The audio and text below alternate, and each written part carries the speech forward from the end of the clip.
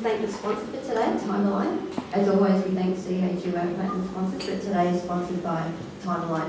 Will be joining us shortly. He's just caught up on the Monash. Okay, so today is all about Strata 101. So what we're doing is we're covering the very basics of Strata. So I don't know how long people have been in the industry for. I'm thinking that it might be people who are relatively new, but it's the aim is to give you that foundation that you need. But what I thought I might do, because I'm not a terrific speaker, is this is probably a better way of showing what it's about.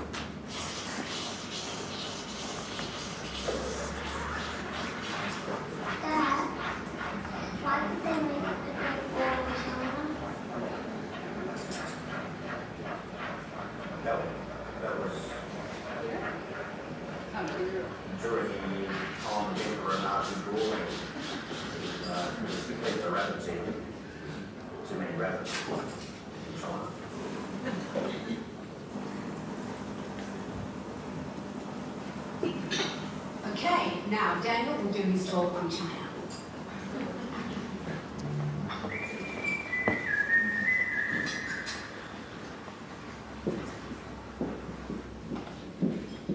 Sorry, I don't know if you could all hear that. It worked all right when no one was in the room. But has anyone seen that ad before? Yeah. Yeah. So it was more about what the basis of the ad is. I don't know if anyone wants to yell out what they think it is.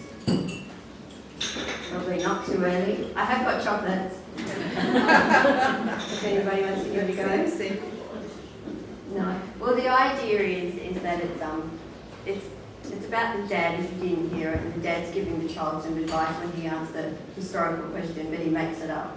And I guess that's what I was thinking with Strata 101, that whilst they're suggesting you're connected to the internet, whoever the provider was, we're saying stay connected to SCA because we can help you with all that information.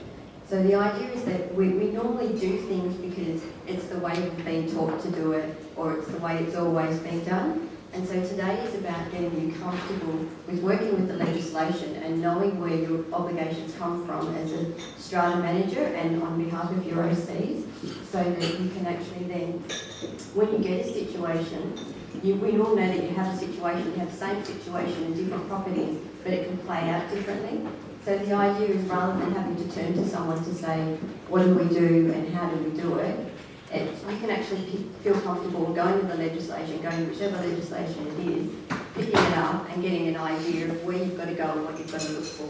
Because as you flick through the act, what you'll see from today is as you read the actual words, whilst it might say you have to send a notice of meeting, and everyone knows you've got to put a date and a place and a venue, but do you know all the specifics that you must do? And if you don't do them, they can invalidate the meeting.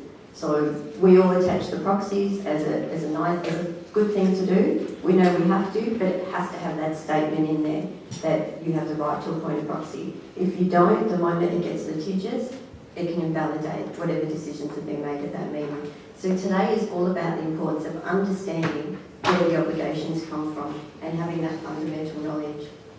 We've got a lot of speakers today, so what I might do is just run through a quick intro for each of them so that I'm not taking up the time in between as they're coming up.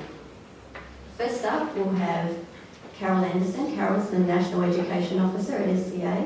Carol's been working in the strata industry since 1997 as a portfolio manager first. Then she set up her own business in 2000 as a strata consultant.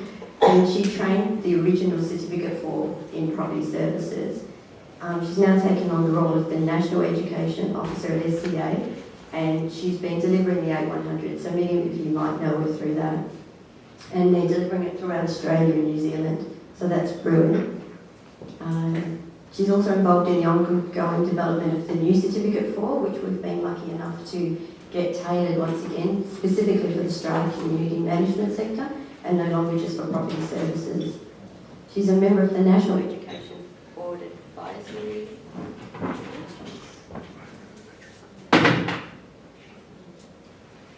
Can you hear me?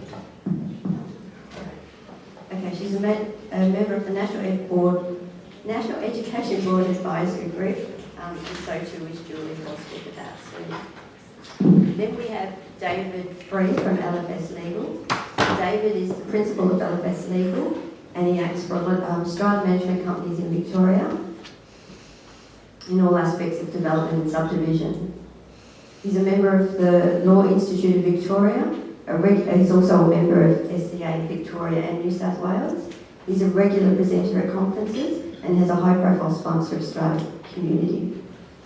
As a high-volume user of the Victorian Civil and Administrative Tribunal, David has been invited and made yearly submissions to the Tribunal to improve service delivery for the Strata community.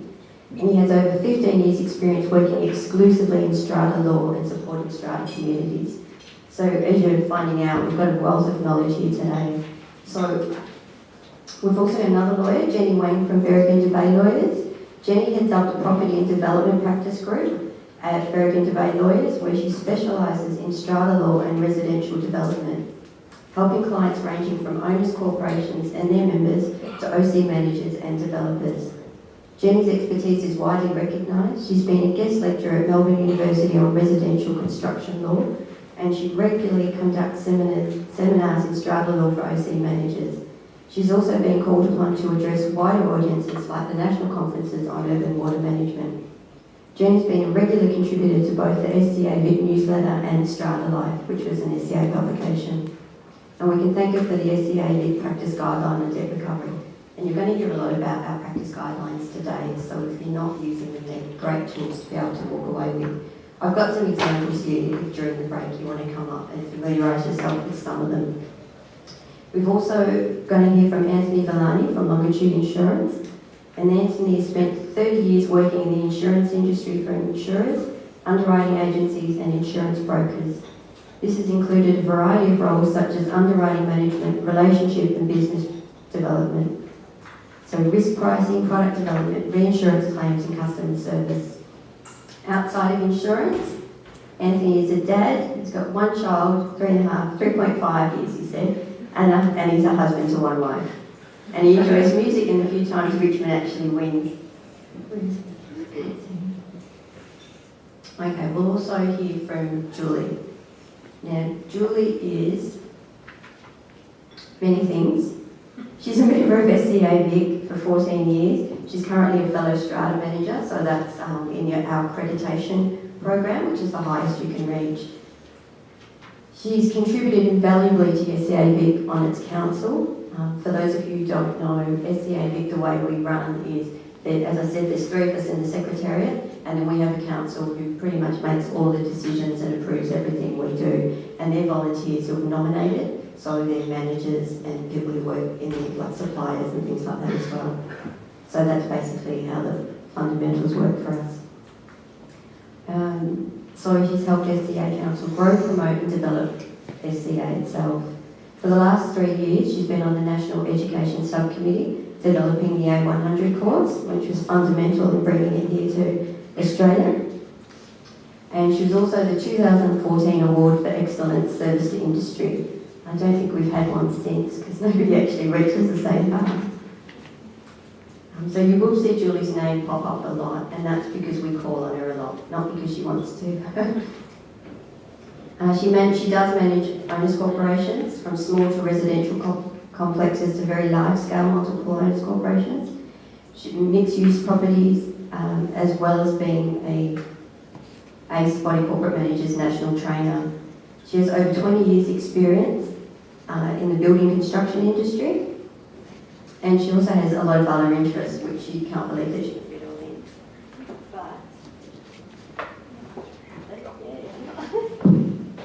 Okay,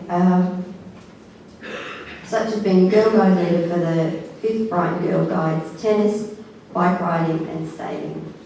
And last but not least, we have Fab from Timeline. So Fab's the sponsor of today. So what we'll do is we'll get him up at the end to help ask questions or answer questions, not ask them, on the panel. So Fab's the Managing Director of Timeline.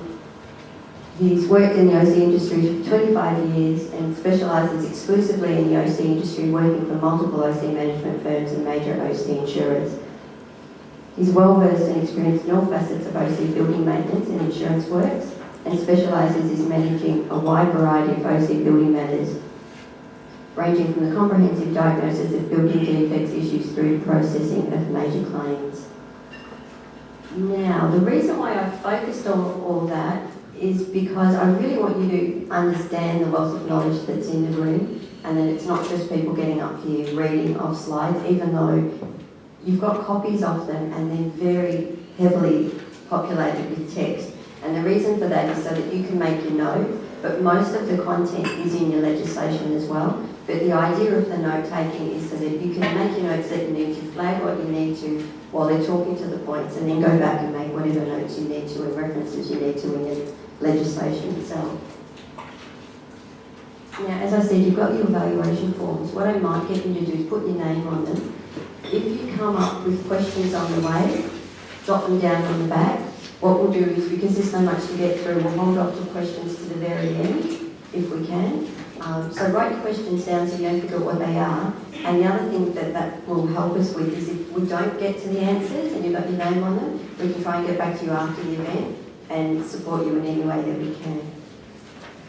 So, as I said, today is all about just becoming familiar with use of the Act and walking away with that fundamental knowledge. So please don't walk away saying there was so much I couldn't take it all in, because it's not about knowing everything on the Act, it's about feeling comfortable with referencing it when you need to. But it's enough for me, and I'll hand over to Carol. Thank you. Okay, good morning everyone. Welcome to Strata legislation. There's a lot of familiar faces in this room for me. As Sharon said, I have been driving the A100 bus around Australia. Those of you who have done the A100, put your hands up please. Fantastic. Those of you who have been in the industry less than 2 years, put your hands up. You should all be joining me to do the Strata 101, the A100. It's a national introduction to living and working in strata communities. And it's a 3-day course which demonstrates how strata all fits together. And at the end of the 3 days, there is an assessment, so we don't let you get away. We actually want to know what you've learned over those 3 days. There is a course at the end of June here in Victoria. So for those of you that are interested, come see me during the break and I'll give you the details and my details so that you can get in touch with me. But for those people who put their hands up and have done the course, if you haven't done the course, please, during the break, find one of them and talk to them about the benefits they got from the course, particularly being new to the industry. It's an amazing course and it's actually being used worldwide now.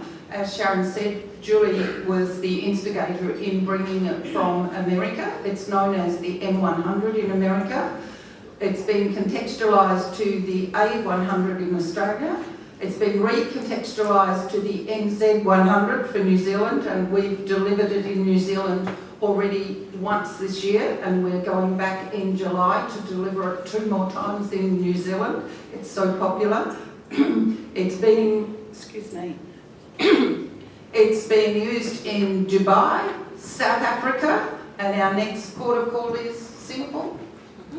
Thank you, Jules. So it's a program that is going worldwide for Strata. So if you're looking at having a long-term career in Strata and going through the accreditation process, then you should be looking at the A100 to get you started. As Sharon said, the Cert 4 is now being delivered online through RMIT, and if you require information about that, you can come to me as well. SCA is very interactive in these in the education portfolio, and in actual fact, those of us that are involved in education heavily see education as the way forward to professionalise this industry, to raise the standard, raise the bar, so to speak, and give those of you who are in the industry a career, which is something that has not ever really been there before. So without saying anything much more, I'm going to talk about committee meetings, general meetings and ballots. So you have your programs there with you that Sharon has given you. There is a lot to get through. There's a lot of sections of the Act that have been mentioned in this, and they cross across at some points in time. So as long as you've got these as your reference, if you want to go into them in more depth, you can actually use your OC Act and go into them in more depth in there. But we will get through as much as we can for you today, and hopefully make things a little bit lighter and easier for you to follow. Okay, the first, where's that? Here it is. Okay, we're going to talk about committee meetings, nomination and appointment, chairperson and secretary, functions and powers, i.e. decision-making authority, notice of committee meetings, minutes of committee meetings, committee proceedings, general meetings and ballots in this section. So there's a lot to get through. So if we look at slide 1, section 71, the agenda for the annual general meeting, and I'll stand back here because I can't read it back there. The matters to be dealt with, as Sharon said before, they're listed in the Act. And the most important part out of this is the election of the committee, because that's what we're talking about, is the election of the committee if the Owners Corporation is to have a committee. 13 or more lots must elect a committee. With less than 13 lots, they can make a decision whether they want to have a committee or not. But if you've got larger properties that have more than 13 lots and they don't have committees, then you should be talking to them and educating them and making sure that they do put a committee in place, because a committee is the engine room of your Owners Corporation. They're the decision makers. Okay, voting at a meeting, and this is subject to subsection 3, as you can see at the top. Voting can be by a show of hands or any other manner in which the meeting decides. Other than matters requiring special resolutions or unanimous resolutions, everything is decided by a simple majority of votes cast at the meeting. A lot owner, as Sharon mentioned in the beginning, may act as a proxy for another person and at a meeting. A poll. Who in the audience knows what a poll ballot is? No hands? By entitlement. Sorry? It's by entitlement. It is by entitlement, but does anyone know how it works? Okay, so if there is a decision made, a resolution, and it's been voted on, and someone in the room doesn't like the result of that resolution, and they want to conduct a poll vote, they can request a poll ballot at that point in time. And effectively, if that particular person has a lot of liability, they can, entitlement, back to front, has a lot of entitlement votes, they can actually overturn the decision using a poll ballot. So it's something to be mindful of when people ask for a poll ballot. So if there is a poll ballot, it actually overrides the other decision that may have been voted on previously. Memberships of committees can have up to 12 members in a 13 plus more complex. They must be lot owners or hold proxies if they're standing for the committee, and they cannot represent more than any one lot at any time. A lot owner or a proxy can nominate for the committee in writing prior to, and there is a committee nomination form on the Consumer Affairs website if people want to attach that to their agenda, or they can orally nominate themselves, verbally nominate themselves from the floor at the meeting. Okay, so that when they're elected, they actually hold their place on the committee until a new committee is elected, and that's generally at the next AGM. The owners corporation, if they're uncomfortable or unhappy with the actions of the committee, may hold a special general meeting to add or remove people from the committee. If a lot owner is in arrears, they are unable to vote on the committee. If they are on the committee and they fall into arrears while they're on the committee, then they are suspended as a member until they bring their fees up to date. Now, I know we're moving through this fairly quickly, but we have a lot of information to get through. So, as Sharon suggested, please write your questions down. Casual vacancies on a committee, so they can have casual vacancies on a committee as well.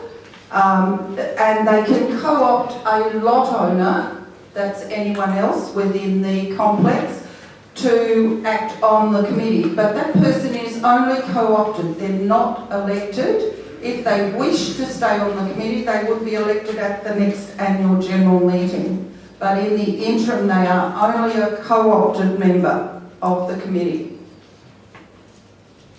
If there are 3 or more members remaining on the committee, if you've had a couple of resignations during the year because people have sold their properties or moved on or let out their property, then you can still proceed with 3 committee members. Okay, the role of the chairperson on your committees. They have quite a lot of responsibilities, and remember, they are just volunteers. They may witness to have the seal attached to an owners corporation certificate if necessary, convene AGMs, convene an SGM. They may chair the AGM, and if there is a tied vote, they have a casting vote.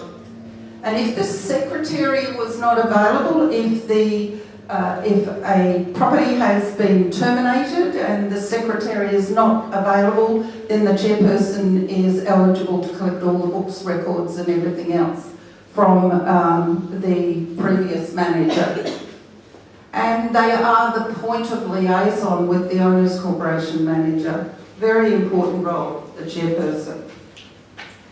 Because rather than having 10 committee people contact the owners corporation manager, it's better to streamline the dialogue with the committee meeting, talking behind the scenes, and the chairperson, the decisions are delivered to the chairperson, and the chairperson talks with the OC manager rather than trying to communicate with 10 people. Streamline the dialogue so that it just comes back through the chairperson of the committee. The chairperson of the committee is also recognised as the chairperson of the owners corporation, and a chairperson is elected by the lot owners of the owners corporation, and there's subsection 1 there, but they may be removed also by a resolution at a general meeting. So once again, if you're not happy with your chairperson and you want to take action, then the legislation is there to assist you to do that. So the chairperson is elected by means of a majority vote. But the chairperson's role can also be revoked by a majority vote.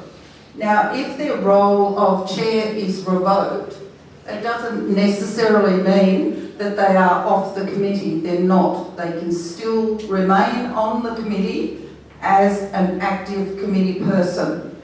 It's just that the group may feel that he's not the appropriate person to be the chair of the committee.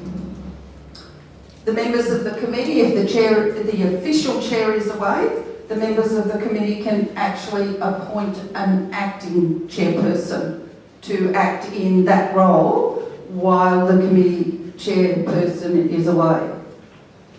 Role of the secretary. Now, in many cases, I know from industry experience that the strata manager takes on this role, but if there is a secretary elected of the committee, then this is their role, and there's quite a substantial job description there, as you can see. They can convene AGMs, SGMs, arrange ballots, receive ballot papers, receive proxies, receive petitions against special resolutions. They can call committee meetings, give notice of committee meetings. They must keep the minutes of the meetings. Receive the records and funds upon termination of the OC, as I said before, referred to before in the slide where we were talking about the chairperson if the secretary is not available. And one of their roles is if the Owners Corporation is looking at registering special rules for the Owners Corporation, then they must be certified by the Secretary of the Owners Corporation before they're taken to the Land Titles Office. And those of you who've been dealing with the Land Titles Office trying to get rules registered know how difficult that is. But the Secretary must certify the rules before they go to the Land Titles Office. And also must certify any amended or revoked rules. So for those of you who have owners corporations with special rules, this is a bit of my A100 training coming out here. The rules, if they were made more than 5 or 6 years ago, there's probably things in them that are not appropriate for the business of the strata community right now, and you should be encouraging your committees to review those rules and bring them up to date so that they're appropriate for what the current conditions or environment that the Owners Corporation are working in is.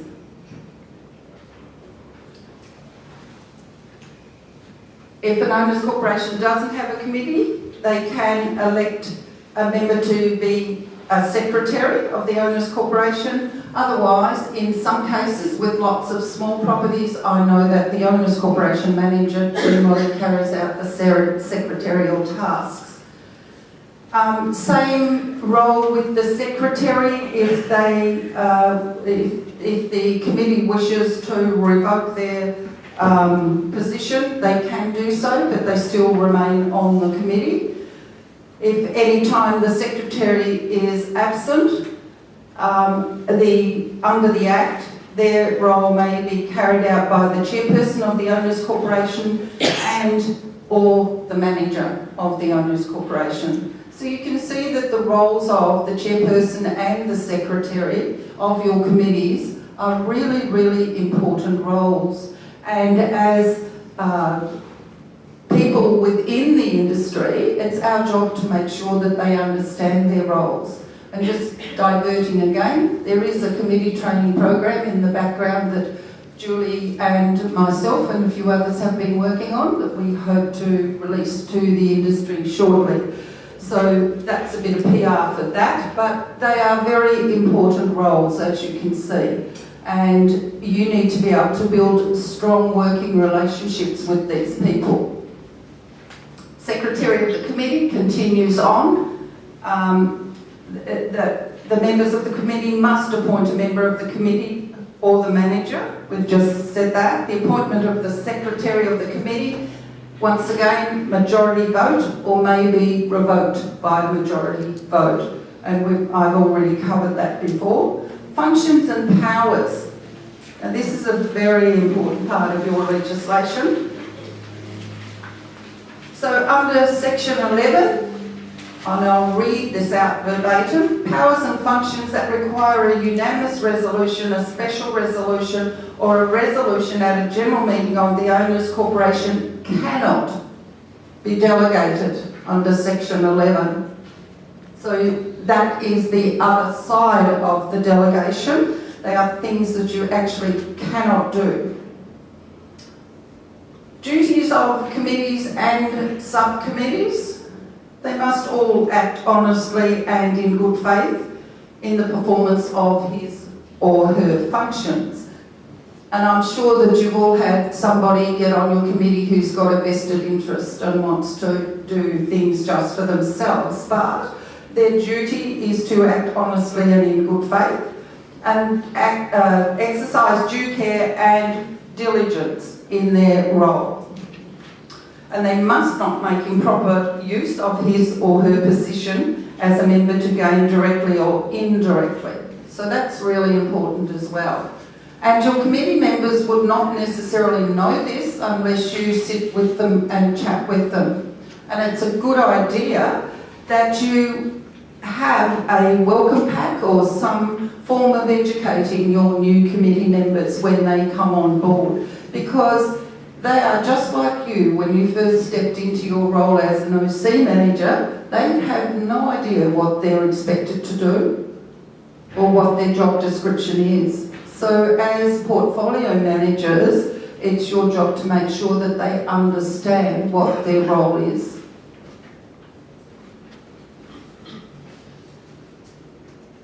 An owners corporation is to be managed under the direction of the lot owners.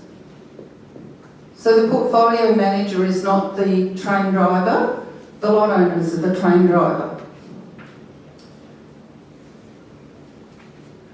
So under subject to subsection 3, an owners corporation may by instrument of resolution at a general meeting delegate any powers or functions of the owners corporation to the committee, the manager, lot owner, chairperson, secretary, or an employee of the owners corporation. So that's lots of people who can be delegated special powers within your owners corporation. And you need to be mindful of the fact that they're using those delegated powers appropriately.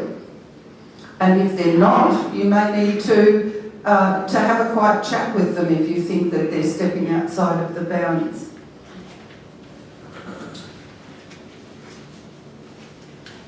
We've just talked about number 3 there. The fact that they can't use the delegation powers for a unanimous resolution, special resolution. Section 82 is effective if recorded in the minutes. If no delegation is in force under the subsection, the committee owner of the owners corporation is delegated the powers. And something about this delegation is that it actually needs to be done at every annual general meeting. It cannot be done just as a once-off, because your committee members need to be re-elected each year at your annual general meeting, and therefore a new delegation should be in place at every annual general meeting. So it's not sign it once and file it away. It's put a new delegation in place and have your committee members sign it every year at the annual general meeting. Okay, the powers, the members can actually put exclusions into the delegations if they wish, if they want to put them in and they vote on them at an annual general meeting. They can actually put exclusions into the delegation for the people that are given the powers under that delegation.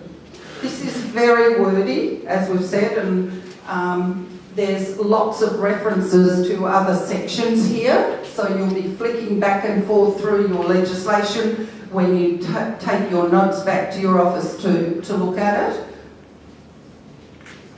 The committee may delegate any of its powers or functions to the manager or to a lot owner. And they may sub-delegate to any other committee member if they wish.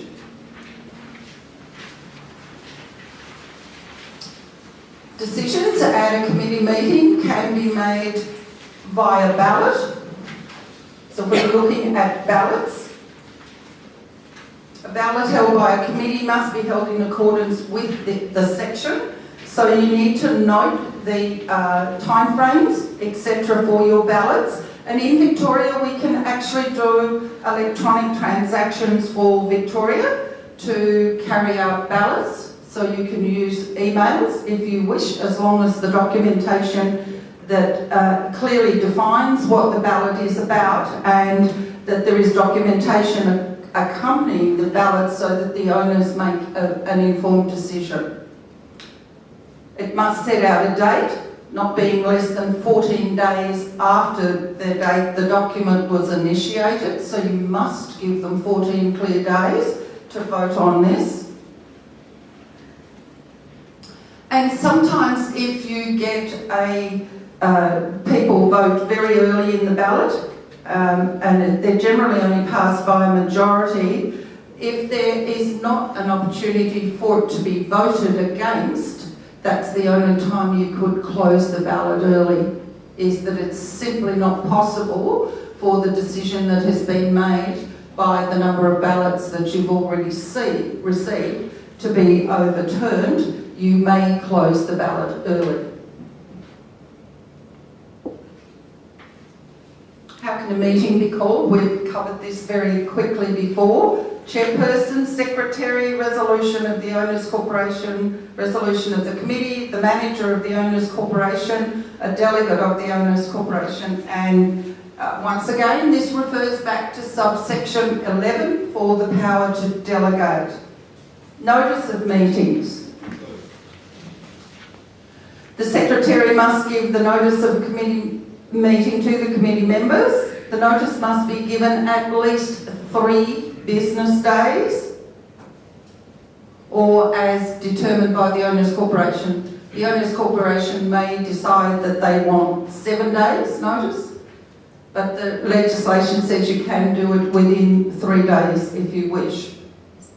Once again, it talks about the time, the place, the agenda for the meeting, the minutes of the previous meeting, and a statement that the member of the committee can appoint a proxy if they wish.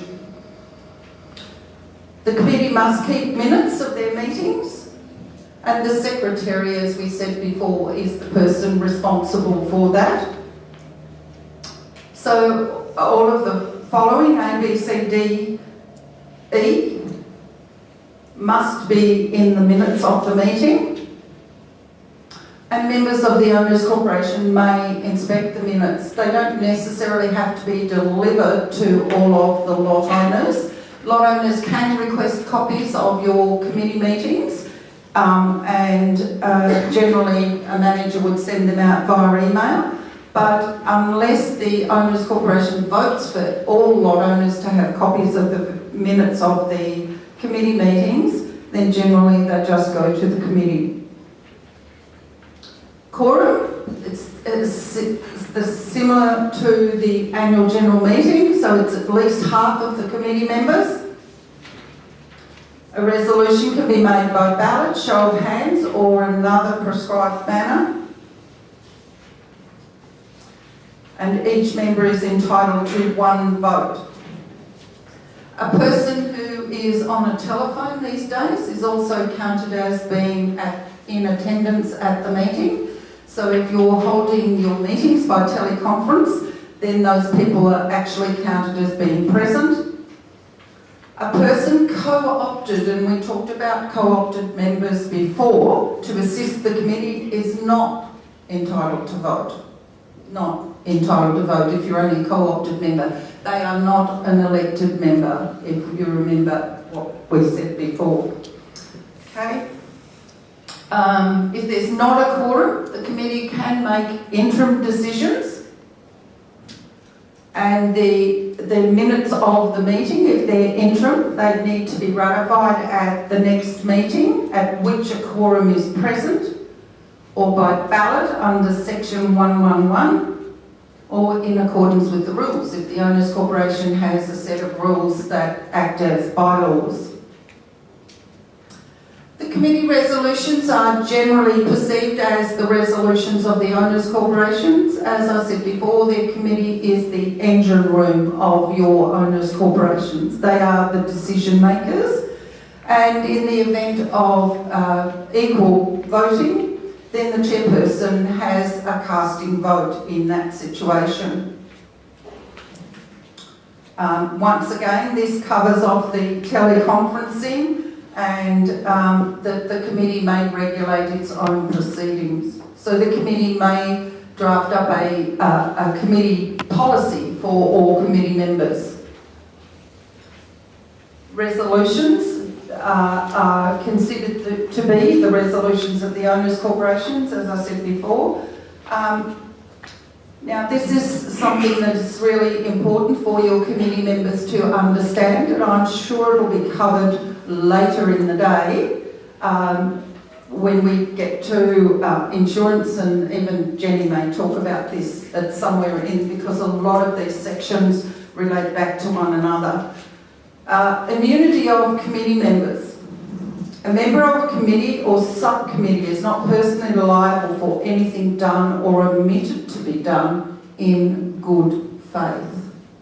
Now, your committee members, and lots of people don't put their hands up to be on the committee because they don't know what their liability is or could be. So this is really important that you are able to understand this and talk to your committees about this. And talk to people who may be interested in putting their hand up for committees so that they understand how this works for them. Okay, and I'll just continue to read this for you. In the exercise of a power or carrying out the function under this Act and or the regulations, or in the reasonable belief that the Act or omission was in the exercise of a power or carrying out the function under this Act or the regulations.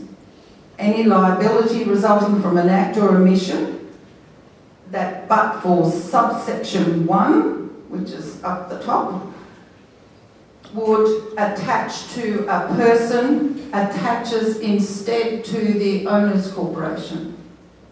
So therefore, your committee members need to understand the environment in which they're working in.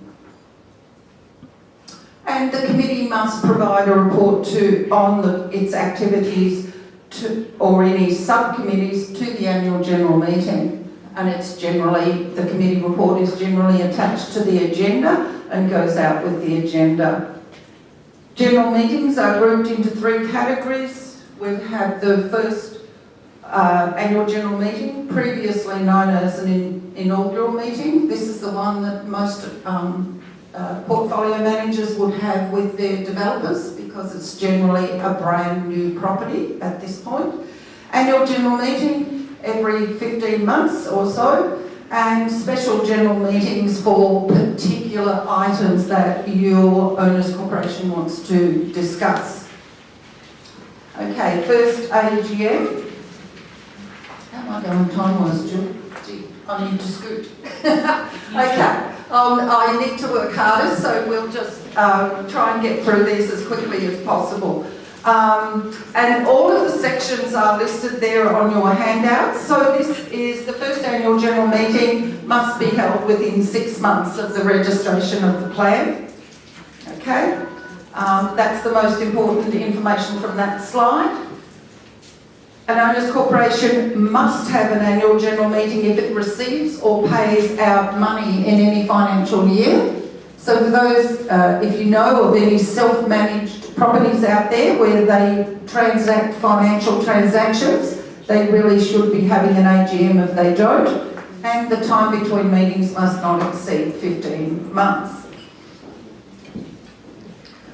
Section 70 is provides who may convene an AGM, a chairperson, secretary, or the owners corporation manager on the authority of the committee. In the absence of a committee, the owners corporation manager or a lot owner, so if there's no committee, the owners corporation manager or a lot owner. Agenda, we've talked about the details that need to be in there. Practice guidelines, and these are fantastic.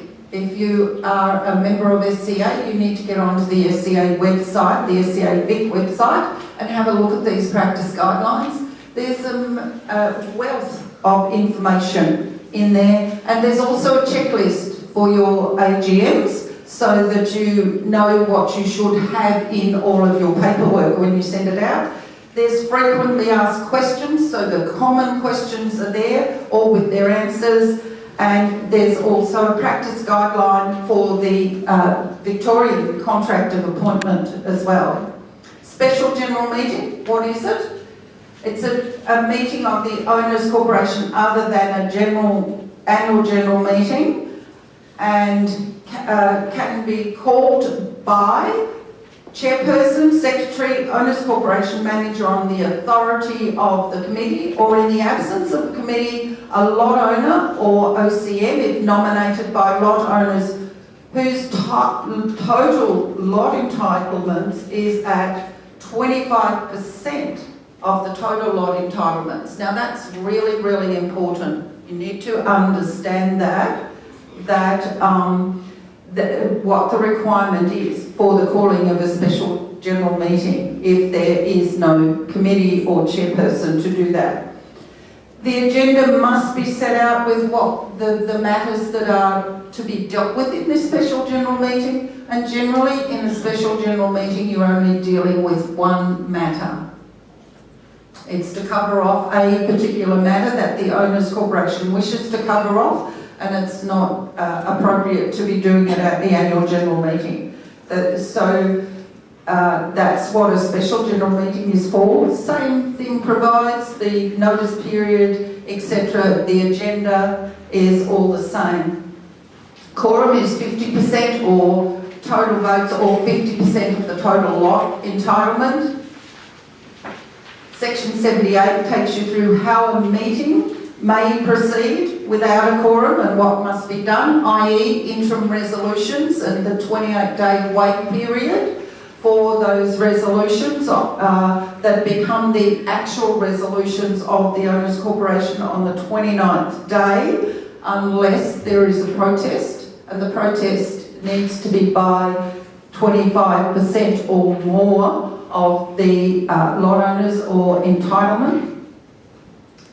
Proxies also. Section 81 is what must be included in the minutes, date, time, etc. that we've talked about before, so I'm not going to go through that. It gives the OC the power to resolve what matters, if any, are to be made by ordinary resolution at an annual general meeting. Section 81, that's this. Okay. Ballots, if we go to ballots now, I think this is the last little bit that I've got to do, ballots. Tells us who can arrange a ballot.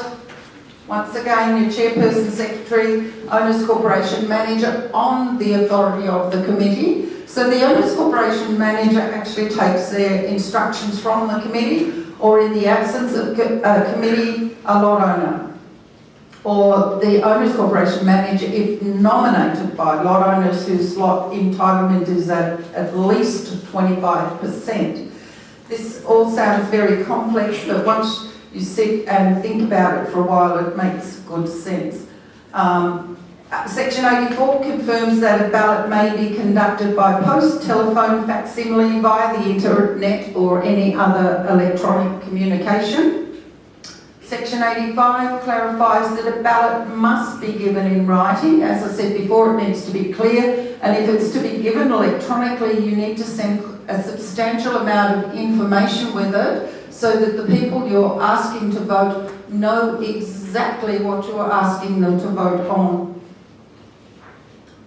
Section 86 is the requirement of completing the ballot form and returning it to the secretary. Ordinary resolutions are passed if the number of forms equivalent to a quorum are returned by the closing date. Once again, there is a practice guideline on this within the SCA practice guidelines, and it explains how to calculate the votes for ordinary, special, interim, unanimous and committee resolutions. And it also discusses the chairperson's casting vote. Frequently asked questions, once again, are there questions about things like secret ballots, reopening of closed meetings, counting of votes, changed votes and many more things. Okay, proxies, a lot owner can request a person to act as their proxy to attend, speak on their behalf. You can have things like directed proxies, where the person giving the proxy actually specifically states what and how they want the person with the proxy to vote at a meeting. There's also undirected proxies where the person who has the proxy just simply makes what they believe is the best decision on behalf of the other person. Section 88 explains about voting rights under powers of attorney, which is sometimes people have power of attorney for elderly parents or people who are incapacitated or disabled in some way, and they have a power of attorney to vote on their behalf. Section 89, Section 91, one vote per lot, voting at a meeting, and we've been through quite a bit of this before. This goes on about poll ballots and voting at meetings by show of hands and majority votes, so I'm not going to go too deeply into that. How much more time, Jules? A couple of minutes? Yeah.